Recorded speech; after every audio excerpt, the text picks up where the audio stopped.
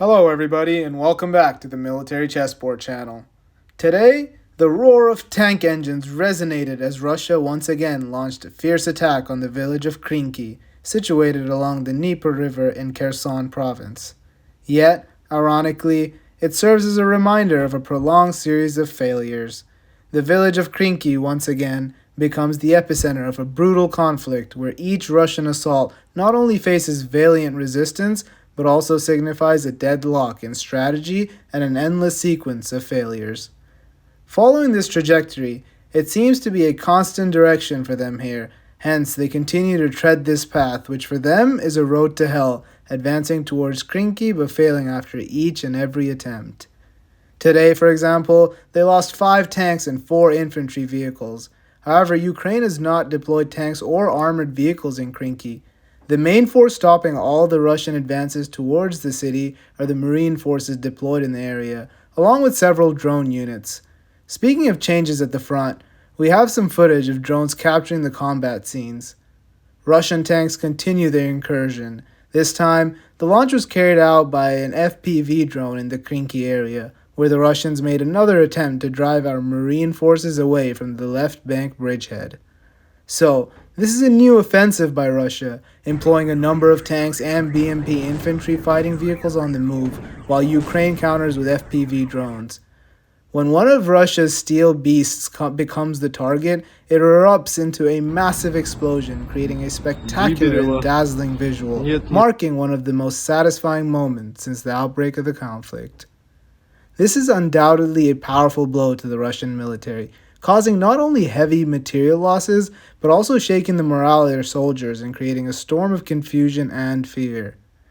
The Ukrainian military has utilized at least 30 drones to halt the Russian advance, and more imagery from today's attack on Krynky is available. Here, for example, you can see the smoke rising. Something is smoldering there, and this vehicle too has been blown up.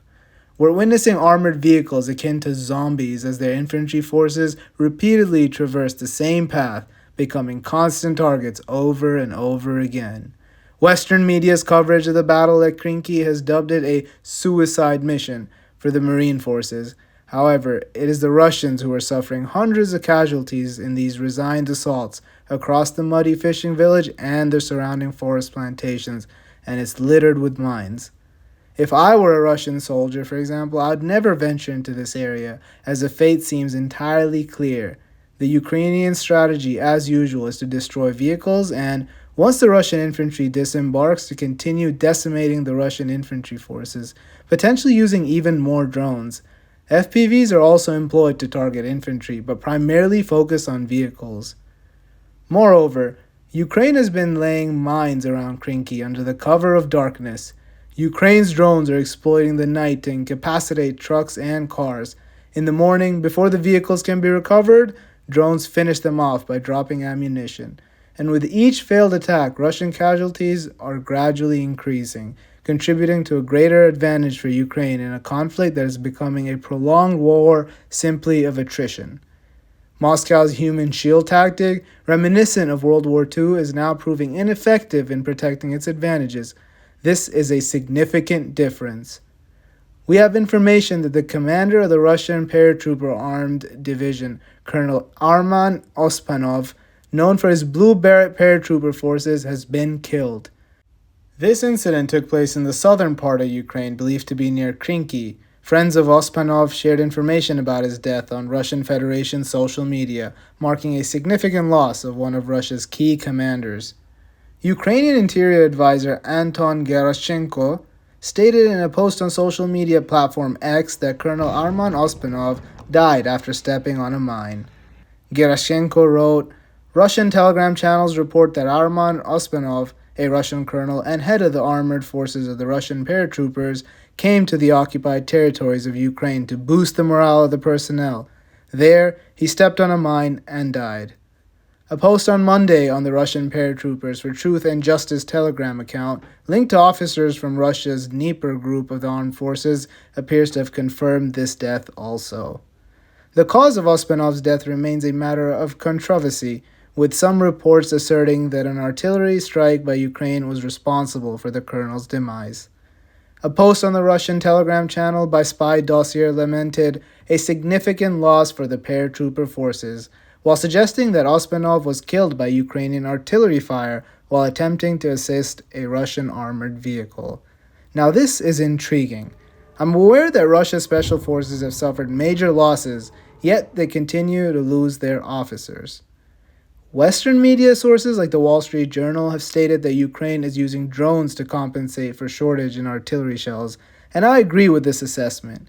Ukraine definitely needs more FPV drones to compensate for the loss, and these are more precise compared to artillery, albeit less powerful. A positive aspect of artillery fire is its ability to bypass Russian electronic interference, despite being less accurate. However, Russia has developed special electronic waves to disrupt signals for Excalibur artillery shells and hammer munitions.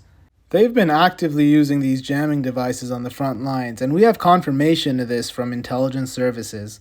Russia is adapting to Western manufactured weapons and is becoming increasingly flexible. Previously, integrating new technology or ideas into the Russian military was challenging, but now they're experimenting to keep pace with the West. Ukraine continues to successfully target Russian units behind the front lines using harmful devices, as evidenced in this video that you're seeing. Various Russian units have been successfully targeted, despite Russia's special electronic countermeasures against HIMARS missiles. I suppose they might be able to jam GPS signals. Today, Russia once again conducted an airstrike on Ukraine, deploying multiple missiles and drones simultaneously. This marks the first instance of Russia utilizing a Shahid drone equipped with a jet engine. Typically, these are fitted with two-stroke piston engines, but this one was modified with a jet engine. Evidently, the jet-powered drone is faster than the standard Shahid 136, but its range is significantly reduced. This is why it was launched from Crimea, targeting the southern part of Ukraine. Importantly, it was shot down by our air defense system, and this is a promising sign. In a remarkable turn of events, one of Russia's cruise missiles fell onto Russian Federation territory itself. A fragment resembling part of the missile was discovered on January 8 by Russian railway workers while they were clearing snow at a railway junction near the village of Bolshoy Morets in the Volgograd region. The Ministry of Defense has not provided a specific response to this question. In 2022, missile debris was found in the Ilansky region. Authorities only reported that the debris was destroyed, but did not acknowledge the ownership of the missile or where it was flying. Astra discovered that on December 16, 2022, additional fuel tanks from a Russian missile fell onto the local residents' land. The potential consequences of such an incident, had the missile exploded upon impact with local inhabitants, are indeed horrifying to consider. This raises serious concerns about the safety of civilians in areas near military operations, and along with this, the risks posed by falling debris from military hardware. We know that since the beginning of the invasion, President Putin and the Russian military have recruited a significant number of foreign mercenaries. This provides an answer to some of our questions. Serbian recruits for the war against Ukraine have complained of being treated, quote-unquote, like cattle, being forced into attacks under threat of execution, and being held in freezing conditions without food or water. This situation arises from the Russian commander's attitude towards them, which is akin to how dogs are treated. They're left in camps without food or heating and are thrown into the most difficult front lines.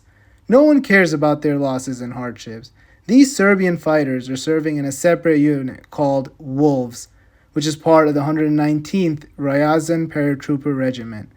Each person is given a rifle in order to capture other weapons during battle, essentially fending for themselves. Because they refused to attack and requested to transfer to another unit, they were driven out of the bunker, detained for several days, and then asked to sign papers admitting they are spies. And now, they've recorded a video stating they no longer wish to continue fighting under such conditions.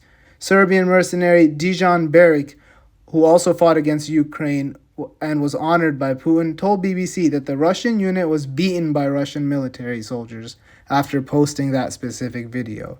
They just came to the Serbian soldiers' camp, shot at the ceiling, and beat them. This certainly reflects the discipline within the Russian military and serves as a stark advertisement to any mercenaries or volunteers considering joining the Russian army. It's intriguing to fight under Putin's rule. This isn't the first time I've witnessed inhumane behavior from Russian special forces, not only towards enemies but also towards their allies. In this case, for example, the Serbians, Russian supporters enduring punishment from Russia itself. We always hope for the end of the war and move towards a more peaceful world and solution. This concludes our video today. My friends, please don't forget to press a big like to this video and subscribe to the channel. By doing so, this would help us a lot. Thank you, and see you in the next video.